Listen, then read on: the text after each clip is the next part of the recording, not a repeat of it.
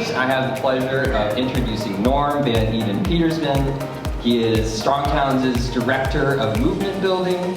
He is a community leader, advocate, and soccer coach in his home city of Delta in British Columbia. He is an expert speaker, unlike myself. I've already used too many ums to be one of those. He is our guide tonight on escaping the housing trap.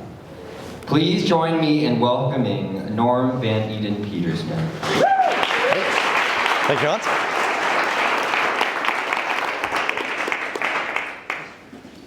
All right, good evening. It is great to be with you, and I'm putting my timer here just so I keep myself on track.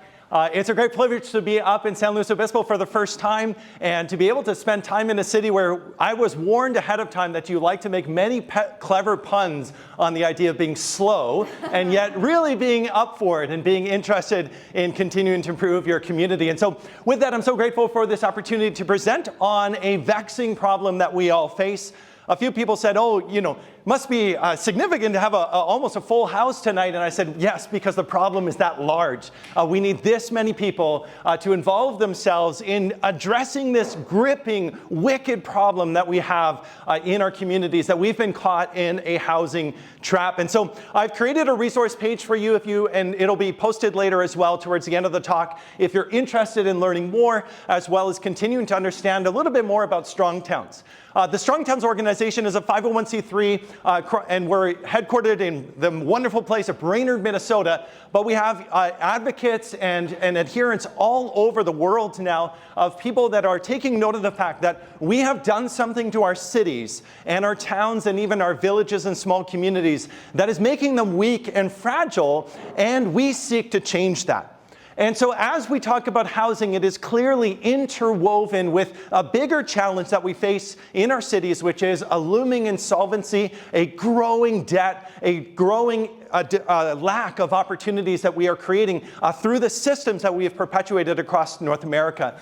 We say in Strongtown's lingo that we are faced with the illusion of wealth. We have generated over the last 40, 50 years a significant amount of outward prosperity, and yet we lack the means to build lasting prosperity, and this is becoming increasingly clear. And it's having a profound impact on the way that we house people, the way that we dignify people on our city streets, the way in which we provide opportunities for people, even the way that we confront the challenge of can we invite more participants into what we are doing, and the great fissures that are growing as a consequence of many people saying, maybe we can't. Maybe we don't have what it takes as a civilization, as a people, to actually be a welcoming and inclusive place. And a lot of that is emerging out of some of these core symptoms that we are identifying.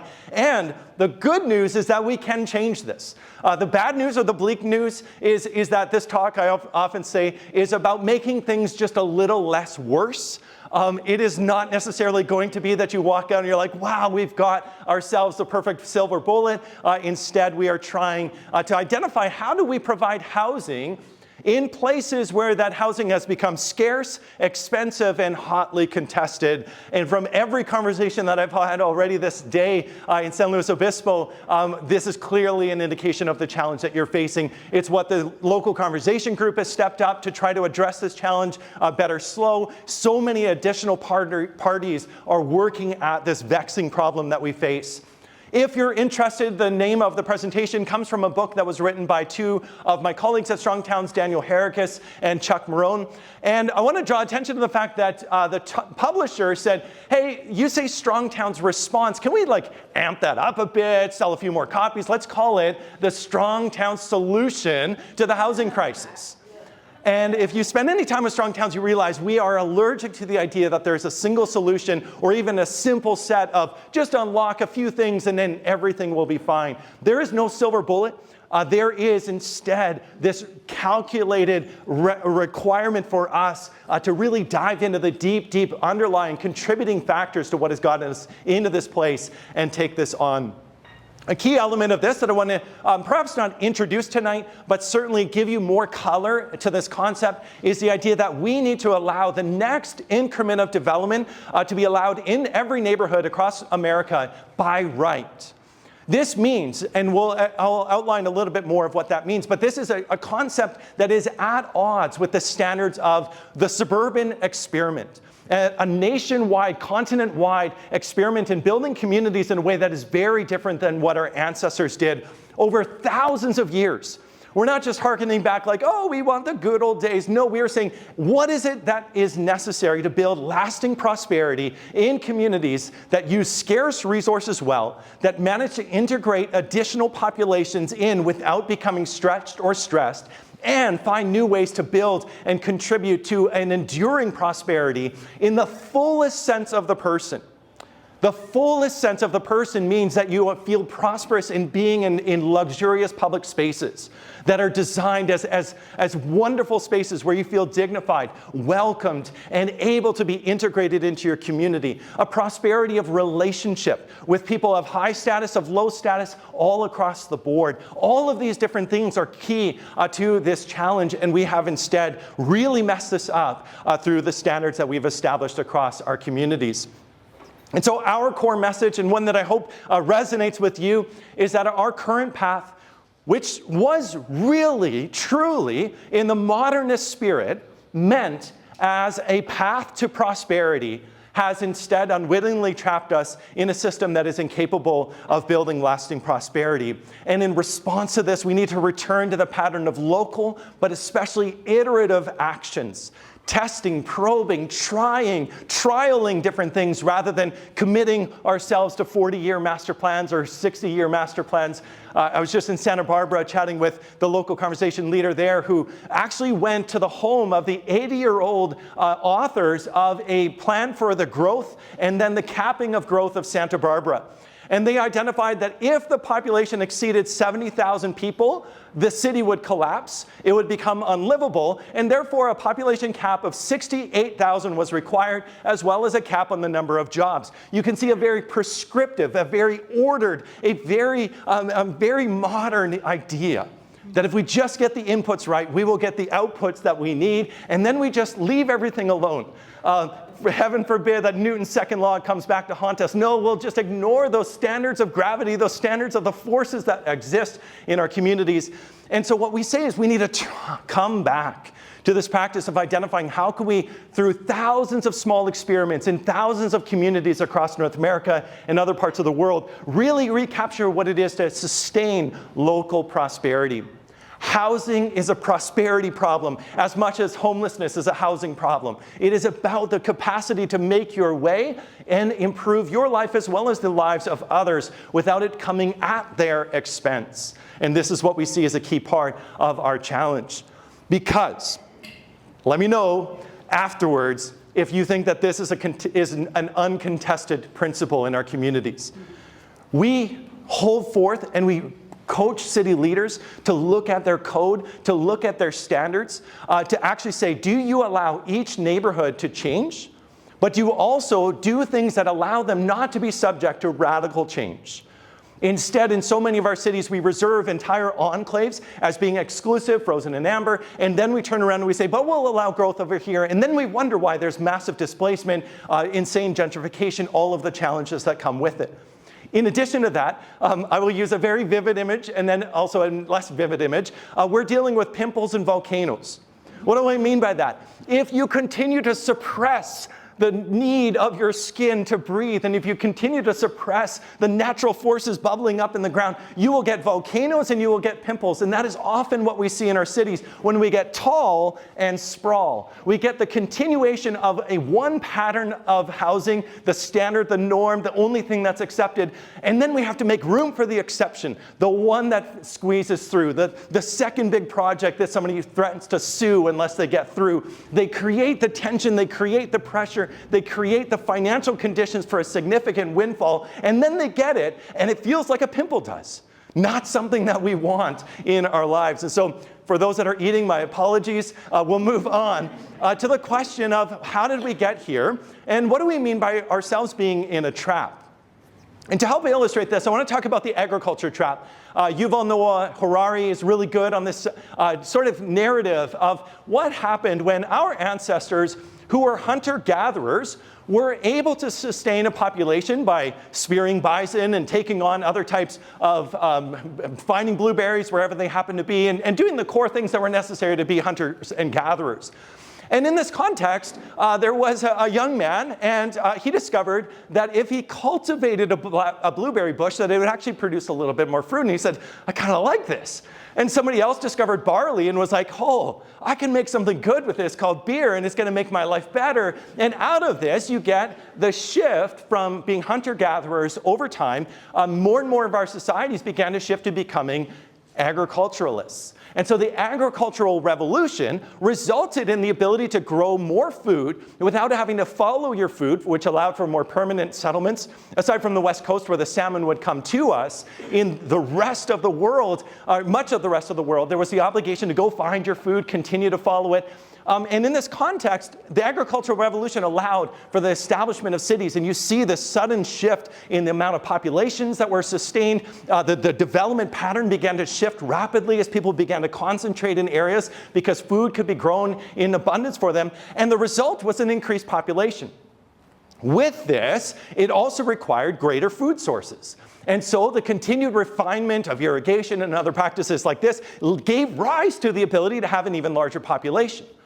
The trap is, at some point, a critical point in this path, you can no longer go back.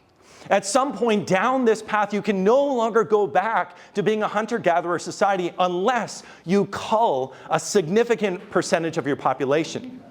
And that is not something that any mother or any father or any person would want to see happen. And so in this context, you are, in a sense, stuck, and you need to now live with the consequences that if droughts come, you as agriculturalists have to adapt to it, have to address that challenge. And it's much the same way in what we have done with our housing system as we relate the need between having housing as shelter and finding so much benefit in actually addressing and using housing as an investment tool, as a tool for building wealth much more rapidly than one would expect within the context of what we've done. And the way that we did this is we began to rewire the operating systems of our cities. We began to rewire the operating systems of our cities so that they would become capable of being much more ordered, much more structured, much more predictable, and out of this we could see significant growth. This would be through very predictable standards, through the production, the mass production of housing, many different types of things like this. And it emerged through policy, it emerged through subsidies, it emerged through restrictive lending within the more chaotic, messy communities, often racially defined communities, while simultaneously opening up the floodgates for the continued replication of a pattern of development in the suburbs that gave rise to a whole new development pattern. It was a trading of a dramatically simplified method of building out our cities, and now we face the fact that we are so deeply committed to this pattern. The question is, can we actually come back from this? And is there any need to? Should we, is an open question.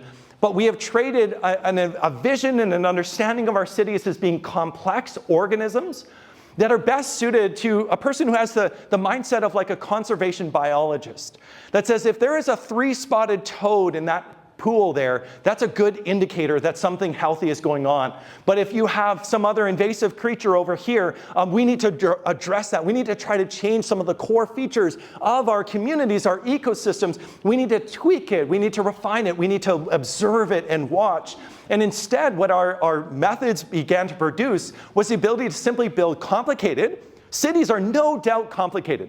Go ask your technical professionals in your city building community or the city building professions. They will have to explain all their acronyms. They'll have to explain all their systems, all their complicated measurements. But there's something that is lacking of that organic sort of emergent, dynamic growth within our communities. Let me give you an example. A large-scale developer comes in with a proposal for 1,000 homes, as in Santa Clarita, where I just was, right next to the Six Flags. For some reason, they've neglected to put any commercial, any retail in a development of 1,000 homes, which is probably a population of about 3,000 people that would be moving onto that site. where in a town you would have rapidly the emergence of a lot of different types of uses, a lot of different types of things that would serve that type of a community. Instead, they said, we have a product, and the city is obliged to approve it. And in fact, when we roll out the filing cabinet, we have every little form that they require, every little survey that they need, every parking model that they can demand of us. Meanwhile, if your Uncle Bob says, hey, I think I'm going to start a barber shop in the garage, on the second floor of the garage. Goes into the city hall and they're like, wait a minute, get in line. And then get in line and, oh, you don't have that form, come back tomorrow. They go through this process and it's almost as if, what are you doing? Give us the complicated but regular. Don't do anything that's messy. Don't do anything that's one of a kind. And if we have architects in the room, some of you are really good at doing just the complicated repeat, repeat, repeat. But when you have that moment of like internal crisis, like, am I just, you're churning out something that's the same thing over and over again? Where is the room for creativity? Where's the room for that which my turtleneck produces? What is it that we can do to create something vibrant, beautiful, and delightful and lovable in our places?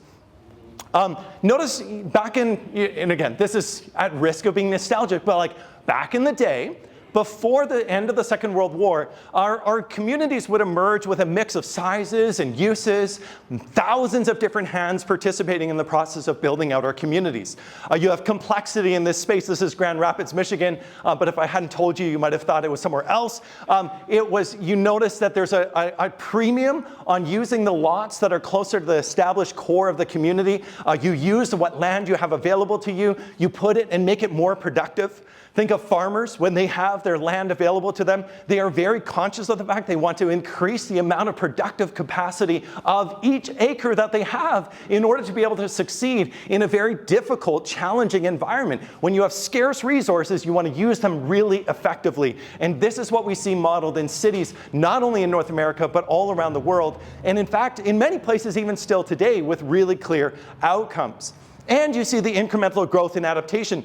We can see this little hut here that drives some of the city planners or the zoners in our communities mad. Why is that there? Where's the setbacks? Where's all the rules? What about the fire risk? All of those things. But in the context, this is where you put Uncle Frank, because you didn't want him to be around the kids. Because he snores, that's why. He snores and he's a bit grumpy. But in this context, you would adapt. You would immediately respond to local needs as they came up. Here's San Luis Obispo. Same thing, we're seeing this emergence. Rapidly, you would see the replacement of some of the structures that maybe an earthquake knocks over or a fire takes out a couple of structures. And next thing you know, in response to that local need, you would build it back a little bit bigger. You would build it back with a little bit more intensity if the local needs were there. You would respond with greater complexity. Things didn't have to be the same, and they could be rather dynamic. You would incrementally grow and adapt them. There's just so many different things. We can see that the clustering of places within our community and the continued development of our places.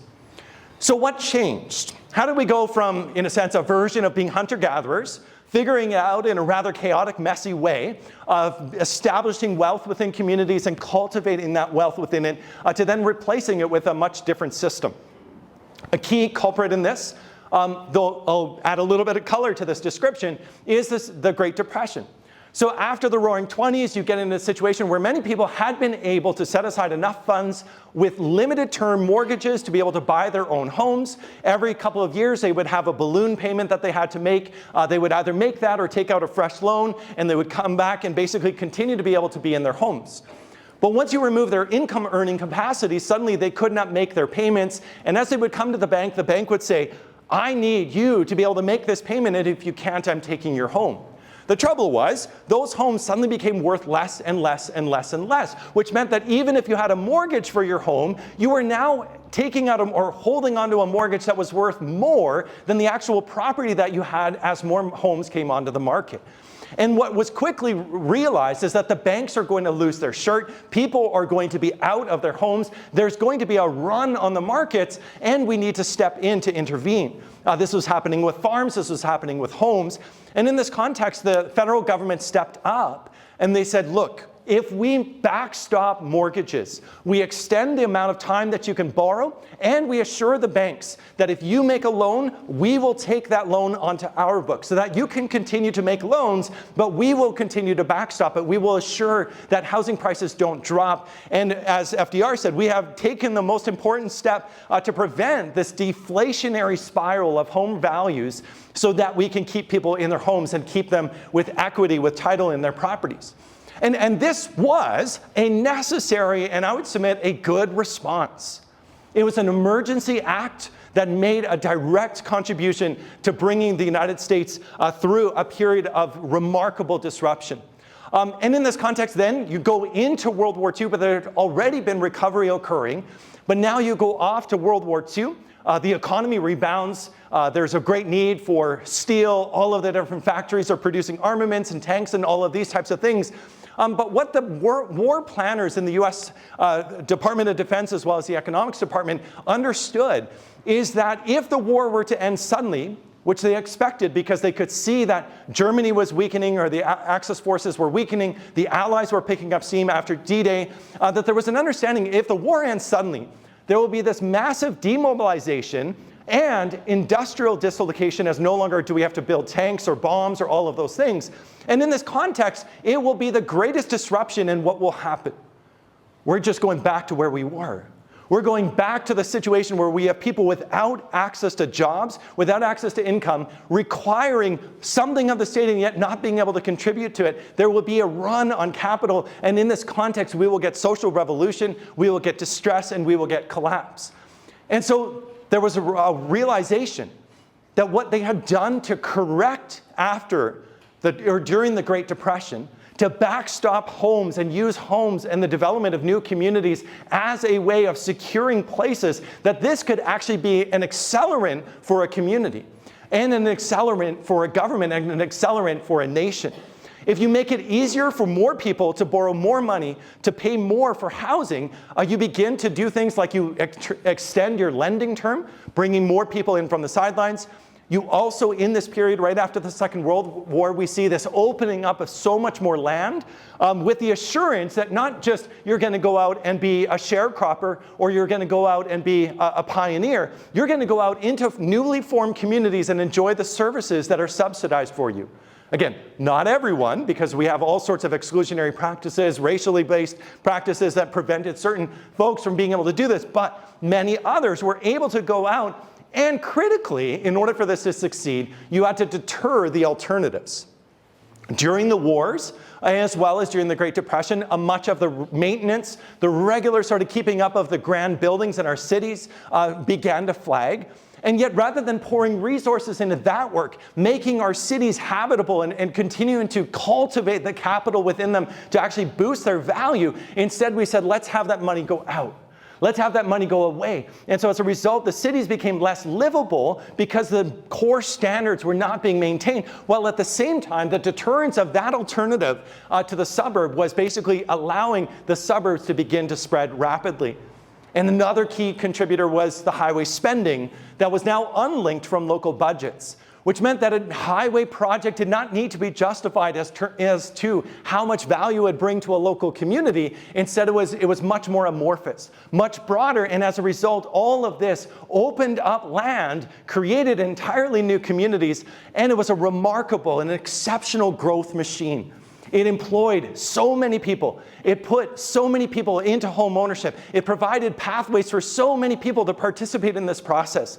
And notice how different this is from the pictures of the incremental development that you would see of our traditional cities, where you would, yes, see some collections of huts and shacks and things like this on the outskirts of a community, but much of the growth would rapidly intensify. Much of the growth, you would rapidly take your wooden shack and you would turn it into a brick building, and then you would lease out the second floor as a boarding room, and you would do those types of adaptations. But here, in the context, not just in Leventon, but elsewhere, the recognition was those things are a risk to the continued development of suburban tracts. And so as a result, many of the modern zoning standards began to be implemented to tamp down on anything which would disrupt the rapid replication of the same thing. And so what does this look like in Fresno? In the days of the traditional development pattern, you see a core that is developing, that is thickening up, that is maturing. This is very normal. This is what we see in the annexation histories of most of our major cities across North America. 1934, even in the midst of a depression, they're still starting to add more neighborhoods, but they're continued to be confined. They're restrained. If you were to look at the population numbers as well as the densification of the city, it's keeping in pace with this. Even during the war years, they're still constructing additional neighborhoods, but notice it's modest, and much of the growth is happening in the cities, developing the land that has been developed so that it grows in intensity and in productive land use. Now 1958 comes along, and we see sudden rapid outward expansion. 1970 continues to boost this. 1983, another massive wave, continuing to build out. 1995 up until 2010. And I would imagine if we grab the newest slides, this would take us even further. And this is actually something, I don't have a graphic, so I just have to show you a very confusing squiggly lines. That's San Luis Obispo, but there's a whole, I think it's 3 pages of annexation history of the times when the city continued to grow and add more to its boundaries, add more to its boundaries. I was just down in Santa Barbara, and I learned about the fact that they annexed their airport, which is like ways away. If you haven't read the story of it, it's fascinating, but I won't go into it tonight. But this was that releasing of that natural evolution of our core cities and basically forcing it outwards, forcing it to go horizontal. And the consequence of this, the question of this, is what does this do to our cities? And what does it do to the cost of housing? And what does it do to the cost of providing services to these places? Our friends at Urban3, which is a fantastic analytics firm, did this study in Kansas City. You have the 1910 population up to 2010, a 1.8 times increase in population. They grow. But in that time, the question is, how much did it cost to grow? That is, if you had Jimmy, and Jimmy is in Kansas City in 1910, he needs 1 foot of pipe per person. Or say you need 1 foot, you need a foot, and you need a foot for the things that come out of your toilet. But by 2010, you need each of you 27 feet. Imagine putting that in your backpack every time that you had to go out the door. You could put a foot-long pipe, but you can't take 27 feet with you. Obviously, you're not trying to do that, but you do have to pay for it. Out of the same pockets, you have to cover the cost for that. South Bend, Indiana is even more pronounced, where they experience a negative population decline. Sorry, a positive population decline, if I get my mixed negatives and positives right. Minus 22%, there you go. And in that context, their obligation to lift water and sewage grew from 3 lift stations in the city to provide for a population of 132,000 to then, by going horizontal, they increased the infrastructure bill massively by 1,333%. My mind doesn't even know how to think about that. 43 lift stations, and similarly, miles of force main explodes in this context. And the question is, how much of that can you fit in your backpack as you go to work to earn enough money to be able to cover the costs of this as you've developed this? And so the result of this is that our cities, which first had substantial cash reserves because they had a productive land use pattern, increasingly had to then turn to bond markets in order to cover the replacement of core infrastructure, as well as the gradual addition of new infrastructure to cover all of that horizontal growth. How many of your community centers that have been built on the outskirts of town are actually fully funded or actually being paid for with cash? You say, oh, no, we're just borrowing from future generations. We are borrowing into the future, an intergenerational dine and dash, so that we get to experience the fruits of our pleasure right now, and yet we are subjecting future generations for the continuing obligation to cover the cost of this. We were just in Norman, Oklahoma. They built a $67 million library. Unfortunately, they picked a really fancy architect who didn't ensure through the construction methods that the roof didn't leak. They not only destroyed their entire library collection with black mold, they also subjected themselves to significant liabilities because of health risks to the staff. And this $67 million thing is now an albatross, but the bonding agencies still require their payment. Now, that's a sign of mismanagement. You could say, oh, that could happen to anybody. But this is the challenge. We've actually begun to do this to ourselves, and we are sliding into insolvency in more and more of our communities. I had a chat with a builder from Wisconsin who gave me a call at Strong Towns, and he said, is Strong Towns a cult? And I was like, all right, I need to know. I was a pastor for 10 years, so I'm very aware that like, I don't want to be in a cult. You know, it's not good for my marriage. It's not good for my wallet. Let's figure this out. So I'm like, what do you want about, Tim? He said, I've been a builder. I've noticed the way that when I was building things, it was always modest, very simple structures at the water treatment plant, or I would go in and help the library build a small little, addition, things like this. He said, I turned my business over to my son, and he does great projects, incredible projects. He said, I'm proud of him on one side because he's doing well. The other side, he's like, I'm in the middle of Wisconsin, and we are building stuff with borrowed money. We're building stuff with federal money. We're building stuff that we are obligated to maintain. And he said, I don't know where this money is going to come from. And his line that I've quoted here is, we've lost sight of what it takes to build lasting prosperity. And there is wisdom in this, and this is having a significant impact on when we have messed with our housing market, when we have messed with our ability to actually provide the types of housing that we need in response to local demands. It is exacerbating the problem that we have created with our development pattern in the way that we are wasteful. And so at Strong Towns, if you're interested, an article that really came on the radar of many people was America's Growth Ponzi Scheme. It is a Ponzi scheme that is being carried out across our communities, and this is something that we are trying to raise the alarm. Again, trying to make things a little less worse, trying to help people before the bottom falls out. And what I've mentioned the suburban experiment a couple times, but let's talk about what I mean by this.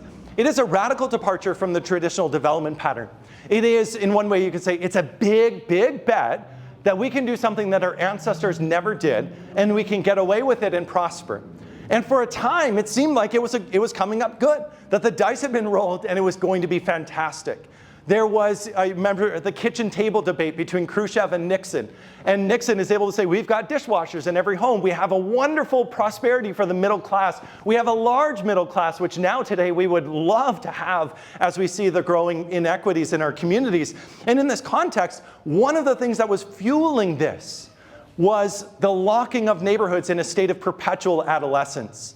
Now, I have a 10-year-old. I'm excited to get him through the teenage years as fast as I can. The last thing I want to do is lock him in that stage, and yet we've done this with so many of our communities. Just down in Santa Barbara, I was actually chatting with Sully, who's the leader there, and he said, you can go and you can see the downtown, obviously, has a lot of dynamic activity. It has 4-story, 8-story structures that are there. A lot of that activity occurred in the 1920s, 1930s, rebuilding after the earthquake, all of that economic generative activity that continues to build prosperity in the community. And then as the community began to broaden, there was, because it was still part of a traditional development pattern, a lot of activity to intensify new cores. There were new little areas that began to emerge as retail sectors, as areas of new gathering spaces. But he said you can almost see it like in a time capsule, that the moment that we switched gears into a totally new mode, those things got locked in amber. You still go, they might have a nice facade, but the back is still the plywood and the wooden structures that are in the first life cycle of a building's project development phase, and yet we've maintained that. We keep them frozen in that state. This is a picture out of my neighborhood in Delta, BC.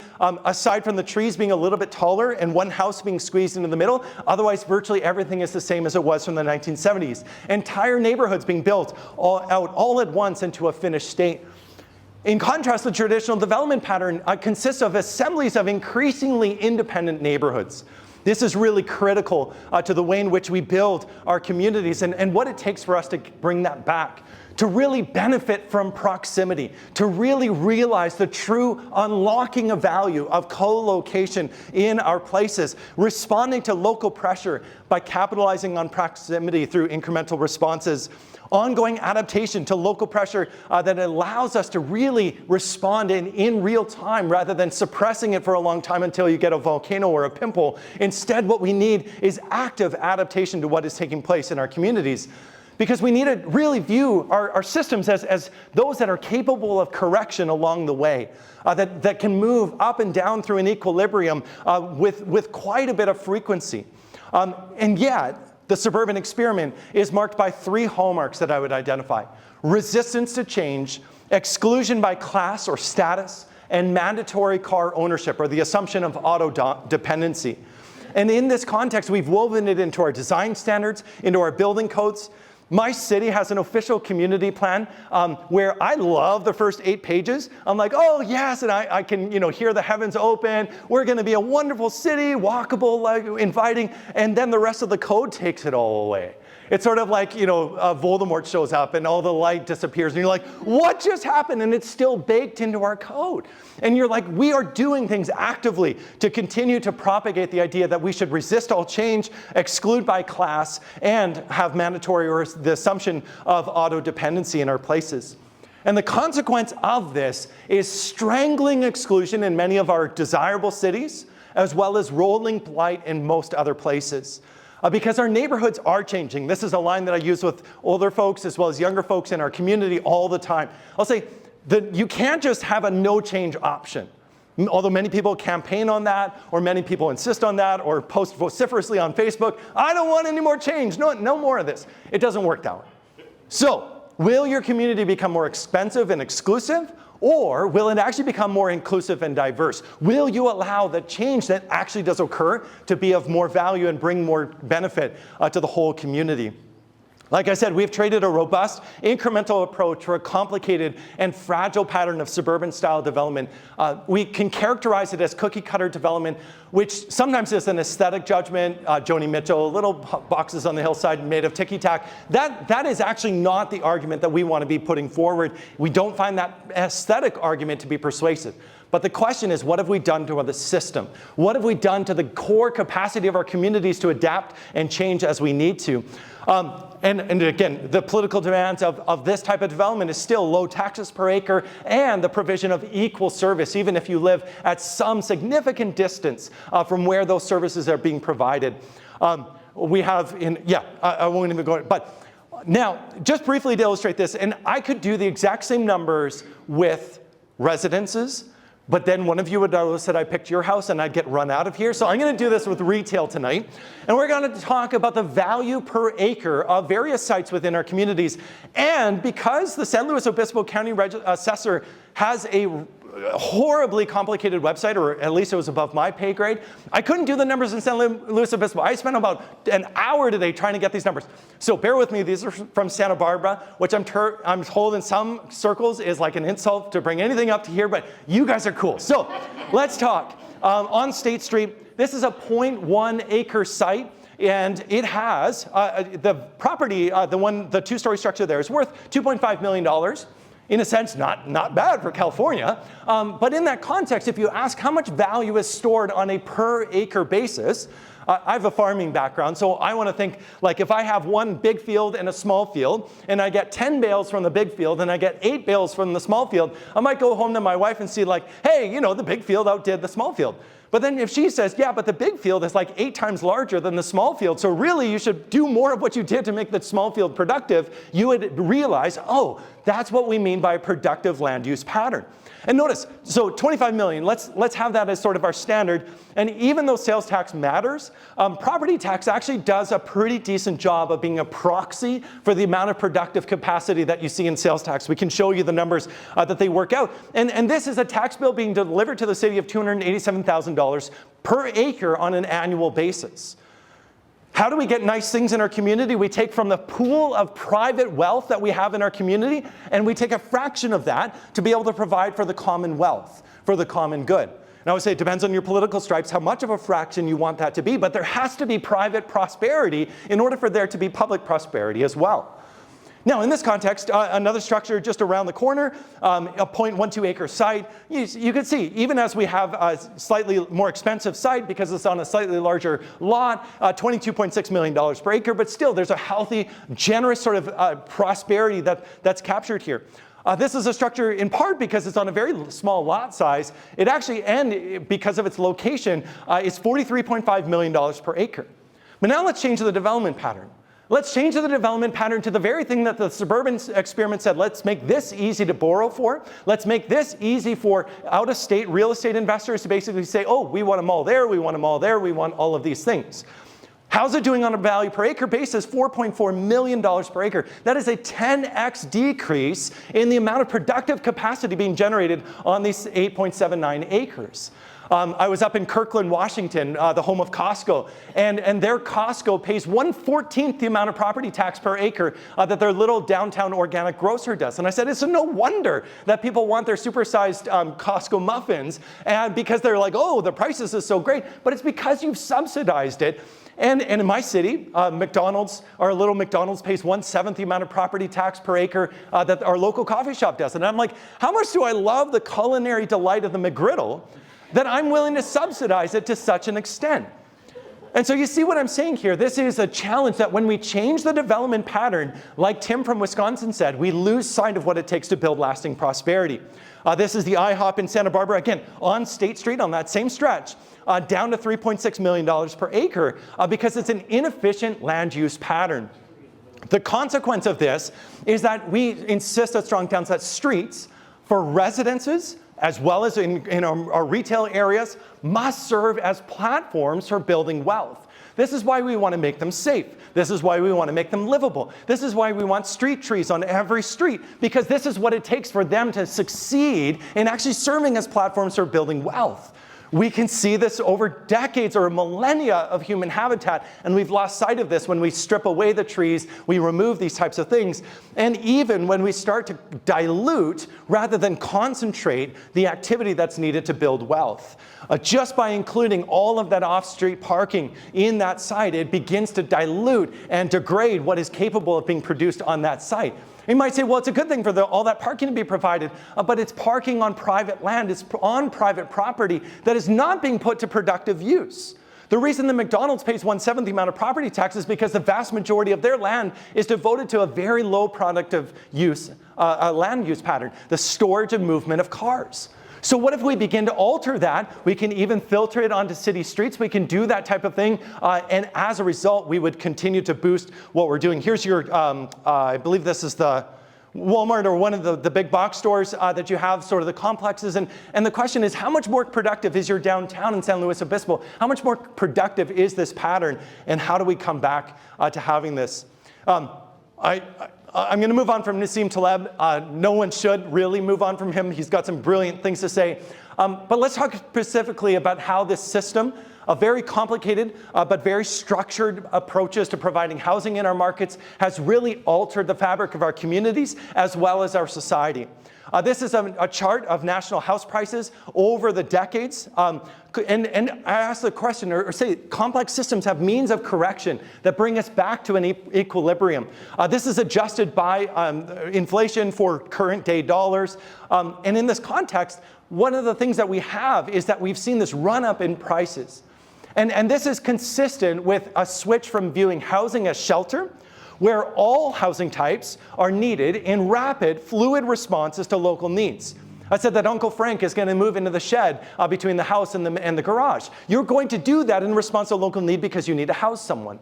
You're going to do the types of adaptations where you say, well, our structure is not adequate, I've got to replace the roof, but if I'm replacing the roof, why don't I lift it an extra story and I've got an additional unit that I can either rent out or bring another family member in. I can do all these types of things so that change increases opportunities.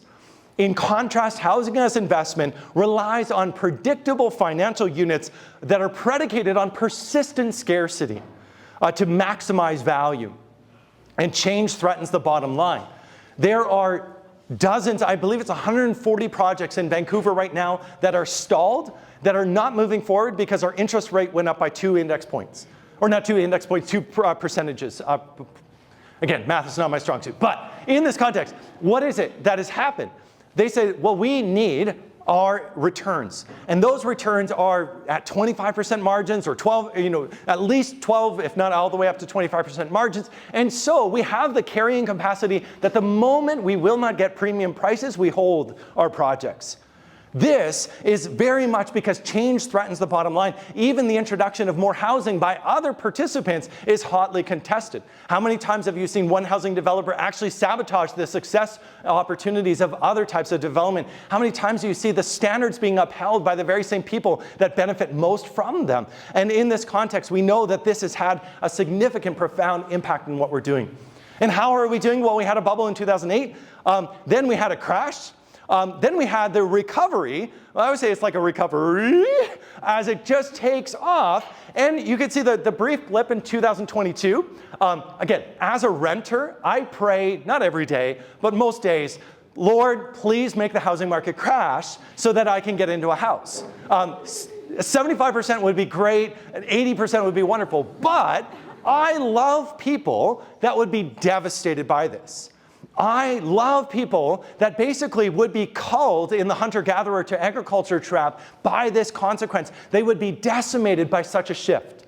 And in that context, I feel deeply that, like, on the one hand, I need something to change, but on the other hand, they are so exposed they cannot experience change without being ruined by it. And so here we sit, seeing no change, no ability to return back to a state of equilibrium in this context. Like I said, complex systems need to be able to be corrected. And housing is expensive. I love this meme, the idea of, like, it's time to celebrate. And who gets to celebrate? Who benefits from high house prices? Local governments, state governments, federal governments, homeowners, banks and insurance companies, developers, contractors, land speculators, realtors, pension funds, and none of them are true villains, are they? You want, if you have a pension, you want it to actually be okay. You want to be able to see realtors still doing their job. You want your homeowners, if it's your mother or your friend, you know that they have a vested interest in your community. You know that they benefit, but who doesn't? Are the people that have learned what a pitchfork is. Renters and the poor.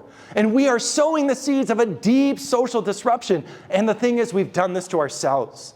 This class of people who are renting and poor is growing and becoming increasingly desperate, squeezed, and struggling deeply. My rent just went up $500 a month, up to $2,700 a month, which probably for San Luis Obispo rates might be actually kind of a deal. But in this context, I said, and we got half the amount of space that we previously had for a three-bedroom house or three-bedroom home, and way more anxiety, way more stress. And we're struggling, we're deeply experiencing this. And in this context, we wonder, what can we do about it? And the realization is that so many of what we rely on as shelter, Malthus's hierarchy of needs, we need shelter as one of our core priorities. But in this context, we've turned housing into financial products.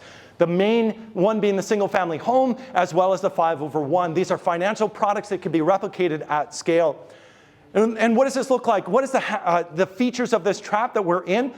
You can get investment for tract housing. If you're a production builder, you can go and get you can get significant investors to come in, basically make this possible. The whole system is predicated to flowing a ton of money into this. We even provide a ton of tax breaks and incentives and all of these types of things to make this possible. We give commitments. We will build schools out to wherever you go and do this type of development. We will follow with the services. Trust us, it'll be there, even if it comes at the cost of inner cities, community centers, and other things that we simultaneously are closing down, deeming them excess to requirements. The other thing that's easy to get money for right now are these types of projects. You have a token amount of affordable housing woven in, and basically you just check enough boxes, you roll out your filing cabinet with all of the same things that you used in Albuquerque, in Spokane, and in San Luis Obispo, and you go through the process. The group that doesn't have as much capital, although ironically they have a ton of capital, but are not rapidly building out entirely new neighborhoods all at once, are those that are super wealthy. But they're managing just fine. I think Jeff Bezos and his crew are going to be okay, I'm pretty sure. But the folks that are not are the ones that we need to be providing the most for. This is the small home. This is that first inkling, the first ladder, not the 2,500 or now 3,500 square foot home that is now the common standard by which we deem the first level or the starter home to be present. It means a 500 square foot house, a 600 square foot house, redefining what a home is so that a home is not just a unit when it's in an apartment, but a home when it's in a neighborhood. All of these are homes and all of these are needed, and we need to get back to what our ancestors knew. Instinctively, you build a shack first. And somebody moves into that shack and lives in it until they might have an opportunity to move out of it. This looks like taking existing homes. We have more bedrooms than are needed. So we actually, I like the phrase that we don't have a housing, or we don't have a housing shortage, we have a housing shortage, but we don't have a bedroom shortage, is the line. Because there are excessive bedrooms available all over, but If you want to put in an accessory apartment, one, the front door, there can only be one front door. Two, you cannot enter 2 units through the same front door. It's not possible. 3, the design standard says you must have the parking at the curb or some other place. And you create the conditions in which it becomes almost impossible for, say, a retiree to say, we can take a portion of our home, that's where we will live, and the remainder of it we turn into a home that's available for someone else. The accessory apartment for the person that we should make a commonplace. The retiree that is renting out a significant portion of their home because they found an easier way for them to live in an accessory or a utility apartment in their community. Backyard cottages, Chuck really insists on this. I keep slipping into calling them accessory dwelling units. He's like, that sounds like something you get on like your medical bill, like at the bottom there's like a mysterious charge for an ADU. In that context, like he's like, make it clear that this is just normal. This is a backyard cottage. This is a home for yet another person. And I like to call this like stealth density. The waking up in the morning and realizing like, holy smokes, there's somebody living in my backyard and they're paying me rent. And actually that's kind of a cool little spot that they've created back there. And the starter house, the simple modest structure. And again, in many of our cities, it's not going to look like this. It's going to look like a townhouse. It's going to look like units where the front of the unit is the one that sells for more and the back of the unit is the one that sells for less. It's the little units on top of our retail settings and our commercial strips, all of these different types of things. Because the challenge that we've created for ourselves is that the iconic starter home is dead as a doornail. In many of our markets. This is a chart showing a house available for purchase under $250,000. And I'm like, that hasn't been the case in these markets in a long, long time. This has profound consequences for us, that it's so many multiples of your annual household income that you cannot qualify and you're stuck. And this is a consequence of what we've done to ourselves. And I know I'm at 50 minutes and I haven't even talked about some of the core solutions. So we will get to this in a moment because we've lost our way. And there's a lot more in the book. A key part of it is we need to tackle our zoning laws. There's already groups that are active at this. They need more allies, more participants in this process, allowing for a greater diversity of housing types and densities to increase the supply of entry-level housing. There are gaps still within our existing fabric where we should be encouraging what I like to call no assembly required development. That is, if it's already been set aside as housing lands, it should be allowed to have more housing. And it should be allowed to have more housing at the next increment. This is an experiment an example that my colleague Edward laid out. He said he was demonstrating to city officials there's so much land that's actually available. You'll hear people, and people have told me this in San Luis Obispo, we're built out. Well, I saw places you could build. I saw backyards where you could build. I saw side yards where you could build. There's no sense that we are built out. You just have to get at it. Get started, remove some of the gates to doing this. We need to incentivize small. This is remarkable that if you can bring down your square footage, even if your cost to build is high, on a per square footage basis, it's not the same thing when you build 3,500 square feet versus when you build 750. We also are warning against some of the fetishization of tiny homes. It's like, oh, it's cute. It's something you can do for a YouTube stream for a little while. There is value in it. We have traditionally in human history lived in small places, but we should not so fetishize even the backyard cottage. It should be part of this big mix of things beginning to emerge. We actually would say there's some great examples how to do this also with small scale retail, and there's so much more that needs to be done. I could summarize some of our proposals and policy prescriptions under removing suburban aversions to complex adaptation. In fact, this would be what I would ask you to take away as the takeaway from tonight, that if you have the ability to spot those suburban aversions to complex or chaotic adaptations of our existing communities. And I just had, actually last night in Santa Barbara, we were in a bar and there was a guy that was there for the karaoke. Turns out he also showed up for a housing talk. And he was a retired building inspector and he said, oh, I liked a lot of what you said, but I mean, we can't just throw out the code. And I said, no, we need safety standards, absolutely. He said, oh, well then I agree with everything you said. I was like, all right, hey, check it out, become a Strong Towns member. But what we need to guard against are those things that are rooted in strategic exclusion by class or status. In Vancouver, they forbid, in the vast majority of the lands, the inclusion, even in the retail corridors, they forbid the presence of laundries. Not because the people of Vancouver are so spectacularly clean that they never need to clean themselves. No, it's because they were Chinese owned. And so they were based on low status peoples being excluded. And as a result, we can see this in so much of the literature that we actually still have in our codes, even still today. Resistance to change. Think of the ways in which if my neighbor gets a larger truck, I kind of might not be happy, but then I just kind of get used to it. But if I want to put a little house in the backyard, he, as well as everybody else, has to weigh in on it, gets to decide what kind of cladding I'm using, gets to decide, like, you know, is there going to be 3 windows or 4? Like, this is part of this resistance to change that we've allowed to take place, and the assumption of auto-dependency. And so let's talk about legalizing the next increment by right. This is a key policy proposal that we keep pressing more and more cities to do, and we're seeing some begin to adapt themselves to say you should be allowed to build to the next increment of development. So if it's a duplex, that you can build a 4-plex. If it's a single-family home or single-detached home, that you can build that duplex or a backyard cottage, a 3-unit split, whatever that looks like. And you should be able to do that by right.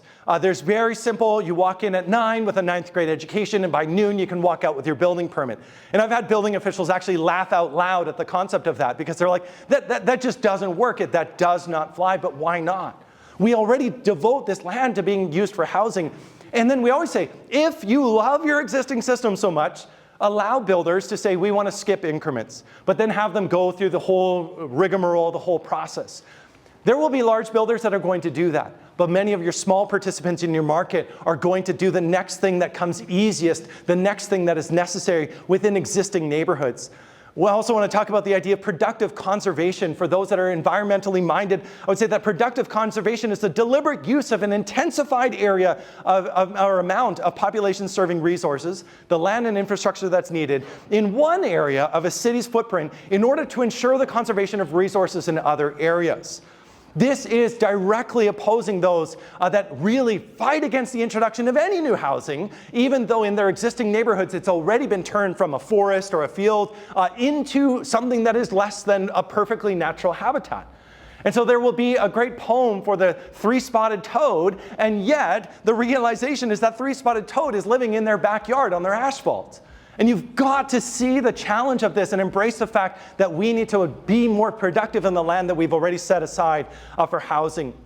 Even as we match our transportation goals with our housing goals, if road expansion incentivizes greenfield development, then do the opposite. Create more walkable places and it incentivizes infill. We see this happening over and over again, and we must take this. Someone asked me last night, what's the first thing that you should do? Eliminate parking minimums.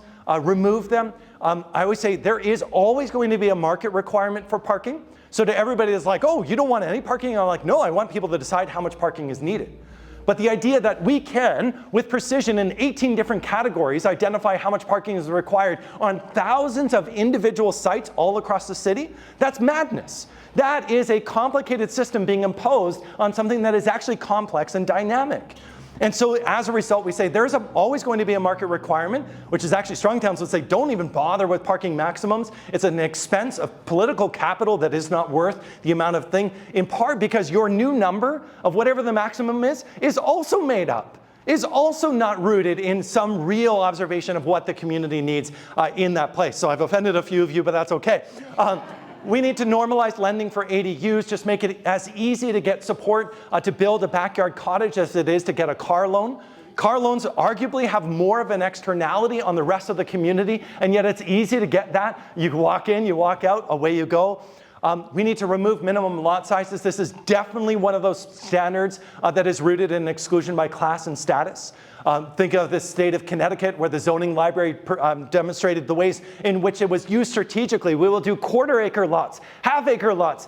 We want to be a rich and Tony suburb. We're going to do 3/4-acre lots. That way we keep the riffraff, the poor, and the others away. This is something that's so damaging. When subdivisions can no longer be subdivided, we've done something really screwy with our system. We need to allow the next increment to emerge, and part of that is removing all of these arbitrary standards that are in the way. Allowing residential and commercial areas and retail and services in residential areas. Lots of thoughts on that, but I'm going to go into the last little bit here. We need to grow an ecosystem of local developers. This is something that I would say, I mentioned the many projects that are being held because the real estate investment trusts are saying, hey, we can wait for the winds to turn. The Canadian government just dropped their interest rate, or the Bank of Canada did. Interest rates are starting to come down. There's going to be heat coming back into the market because the pressure keeps building. And then we can get the projects that sell at a premium. Many of your small-scale developers, they just get to the point where they need to move on to the next project. So they will sell at the rate that's available, and their margins are very different.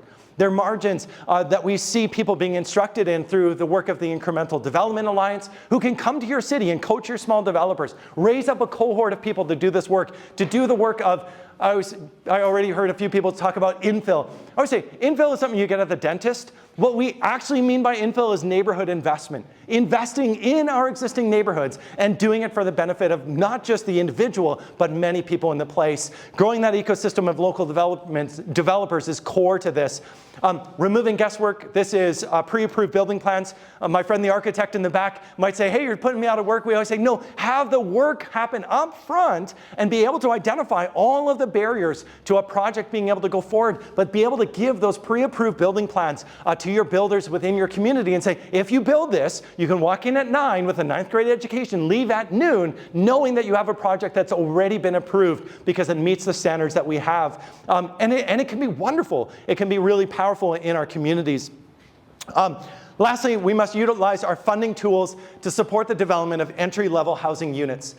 Remember that bell curve that I showed you? There's a lot of money for single-family homes and tract developments. There's a lot available for 5/1s. There's a lot of money for rich people to build large parcels, even in their own sort of bespoke way. But we really need to bring back a lot of the focus on what it takes to allow entry-level housing. Muskegon, Michigan has done this. They said, hey, we've used TIFs to bring in like Amazon distribution centers and other things that are going to break our heart before too long.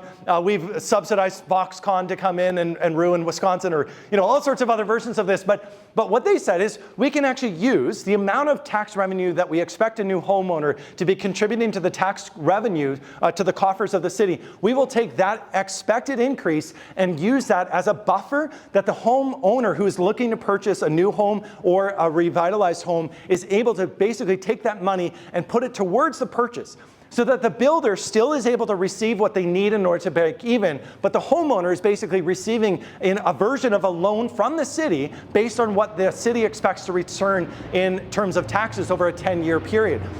Check it out. It's even going to be something that would help in this context here. They are also, in Kalamazoo, they're also funding and supporting contractor training, pre-development and technical assistance, all of these other things. The state of Minnesota has made it possible that through a special assessment, so in a neighborhood, sometimes you have a special assessment because the pipes need to be repaired, and every home is charged, say, $10,000 over 2 years, and so every year they have to make $5,000 payments. Well, you can actually do the same thing where you assign an assessment on, say, the primary property owner, that assessment is going to cover the upfront cost for the construction of a backyard cottage, and the payout, the return of that, is on the property tax bill. So that no matter the consequence, even if the homeowner ends up selling, that payment will still come back to the city over the period of time that it's done. We do that already with roads and with sewers. We can do this even with homes within our community. In Florida, city governments as well as community foundations have said we will co-sign loans. If you as a loanee go bad, we actually probably are going to own your home in a tax sale anyway. So we may as well be the ones that actually backstop what you're doing. There's limited liability for the city because they're already invested in your community. In Kalamazoo, they took their pre-approved building plans to the banks because builders wanted to build them. The bank said, we've not seen any triplexes built. We have no idea how much it's worth. We aren't going to fund this. So the community foundation stepped up and they said, hey, we will build the first examples of these things, make them available through a housing partner, and then we have a market rate assessment of how much they're worth. And next thing you know, people are able to take that parcel and that comp and bring it in and say, this is what this is worth. Now can I get my money to do this? There are so many things that we can do to finance low-cost, high-quality housing. And so we just touched on a lot of stuff. And the reality is this is a thorny, wicked problem that we are facing. Unlocking one lock in this equation doesn't allow the doors to open. It's only when we unlock so many that we will begin to see things change. On this metaphorical door, only one of those is labeled single-family housing zoning. The others are built form regulations, development fees, delays, access to financing, cost of construction, all of these things. And it feels like there can be no progress, or it can feel, as a conversation we were having was, do we just need the government to basically be providing supportive housing to a growing multitude of people? As the threshold of who can qualify in our communities continues to rise, do we have to meet this growing population of people that otherwise cannot afford to be in the places that they're in? But truly, there are so many things that we can be doing together. I'm buoyed by the energy I know is here in this room, the wisdom that you have, the insights that you will bring to this, the strength of groups like Strong Towns SLO, as well as Better SLO, and so many other groups that are tackling this. And so with that, keep at it. It's messy. It sucks that we're in this situation, but it will get better slowly and then significantly. And so thank you so much for your time. I really appreciate it tonight. Thank you.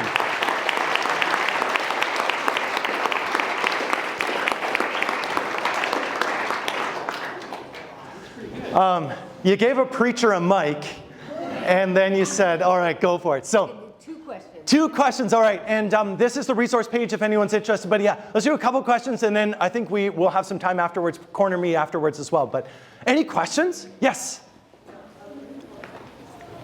I think we should announce at the end our next Yeah. Oh, yeah. There's two here. But I don't know if they're on. Guard your ears if it squeaks. Hey. Yes. All right, we're looking for two questions. Yeah. Oh. Great talk. Thank you. For a long time. Awesome. The message of adaptation, evolving over time. What is Strong Town's thought on historical preservation related zones? We should create places that we love, and we should celebrate the things that we love, and we should be careful about tossing everything out just in the name of like a constant quest for growth. Simultaneously, the idea of simply freezing things as a museum piece is counterproductive to the fact that like these have been set aside as places for people to use, to be productive with, to really bring about the benefit of our places. One of the things that we can probably learn from our ancestors in other communities is that they would always retain aspects of the older character or fabric of our places. And I know character is a trigger word for some folks. They're oftentimes what's meant is just a visceral sense of, I want to be able to recognize my place. And if we can maintain those elements, that can go a long ways. Part of the challenge is that people will use, for example, we cannot have more than 3-story buildings because of heritage. And you go back, we actually did this in our community. We went and showed by counting the number of boards on the side of the feed mill, we said this was an 8-story structure. So you're saying that that's the new height limit? And, oh, no. And so the heritage preservation effort is interesting because on the one hand, it meant back in the 60s, the 70s, the preservation of entire neighborhoods from the bulldozer. Understandably, that was a necessary action because highways were being bulldozed through, entire blocks were being wiped away. It has now gotten down to the point where like particular paving stones are being protected, and that is probably the excess. That is probably one of the things that stands in the way. But I often would counsel that if there is an impediment in a particular place because of a historical structure, there are 100 other sites that are probably not, I don't want to say like those are better candidates because maybe you've got to do something with that site. But oftentimes, I'll relate a conversation, and this is for the folks that are in the environmental planning program. We were down in Florida, consulting with communities in Lake County, Florida, and we did 2 sessions. The first was with the environmentalists, and then the second session, which followed, was with the local development community. And the environmentalists were like the protectors of the spotted sage frog, and the protectors of the yellow paintbrush like plant, like very particular, very focused. And they're like, we're so tired of having to protect what belongs to us. We're so tired of preserving what little remains. And so we said, we understand this is why we need more housing in existing neighborhoods. This is why we need to build within our places. Then we had the conversation with the business developer or developers, and the environmentalists were like, can we stay in the room? And we're like, yeah, of course. And the builders were like, we're so tired of building in swamps. We're so tired of building in all of these marginal sensitive areas. We're so tired of Jane over here. She's trying to save what little remains. And we actually wish that we could build in other places. And so this can be one of those moments where historical preservationists should be at the forefront of saying, hey, our community grew. It embraced change and gradual development, even while retaining some of those core recognizable features. Another key part of it is often that private interests are less reliable in the modern context as preservers of heritage development. Lean into your public realm then. If there's something that is of such value, let the public acquire it and let the public be good stewards of it. Turn those things into museums if you wish. But many times when you raise it to that level, they say, well, the paving stone actually isn't that important. And so this can be sometimes a challenge. Big part of it is, where is the battle being fought? It shouldn't be fought at the most particularly emotionally resonant site in your community when you have so many other sitting ducks. So every 7-Eleven site can probably be redeveloped. Every other site that is, even your old community center, the ones that were built when there was little consideration for how is this going to improve the street that it faces, all of those types of things, we can be working with that material.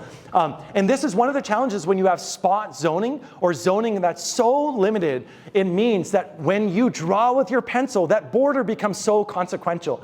Minneapolis said citywide rezoning. St. Louis, citywide upzoning. And the consequence of it is not chaos, but it's a little bit more of that messiness, the emergence of small amounts of housing in various different areas, and that can be really critical. So I don't know who I all offended or how many other people I ran. Yes, one more question. And quick. And quick. Oh man, that's impossible. Okay, and Susan, I'll follow up with you right after. Yeah. Oh, question over here. Was there a question over here? Oh, otherwise Susan gets the mic. Oh, okay. Parking. Yes. So I get the idea of moving to an area where we don't have parking standards and where people are not too car dependent.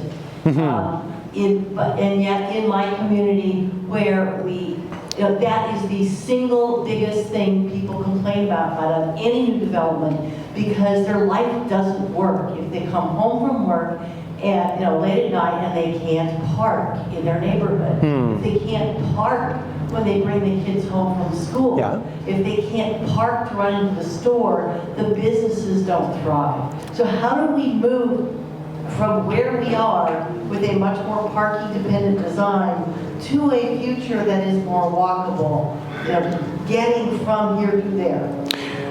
Yeah. So we certainly, the core element of it is, as Donald Shoup said, parking is a fertility drug for traffic. And so if you continue to fertilize that impulse to always have the accessible vehicle and the provision of excessive amounts of parking, we see behavior modification happen all the time. People, I actually say with transportation, are remarkably rational. If they're going to go to a Dodgers game, they're going to get on a train to go there because they don't want to pay for the parking is often a deterrent. Well, I mean, Dodgers game might be a little bit of a stretch given you can't even afford the tickets. But in this context, where we will often make those types of short-term determinations, can I find parking there? Do I want to pay for it? So paid parking is going to be part of it. Another irony is that if you're describing people that are living more in suburban style enclaves, they have parking requirements, and for some reason they are defaulting to using the street to satisfy their own parking need, even though the parking requirement that actually caused their house price to be more is a garage that is now used to store granny's furniture and all of these other different types of things. So the parking requirements have not actually even had the root benefit that they would have.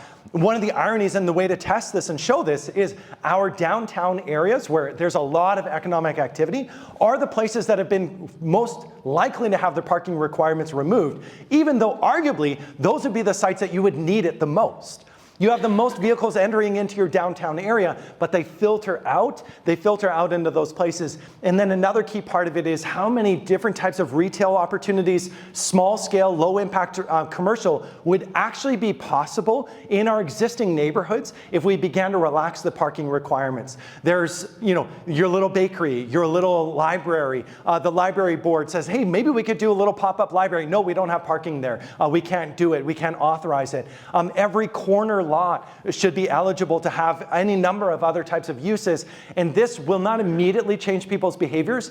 But if someone is so vexed by the absence of parking, they will move, or they will simply accommodate their own patterns to go during times when it's not possible. Every time that I hear someone say, there's no parking downtown, I'll say, and did you stay downtown? They're like, yeah.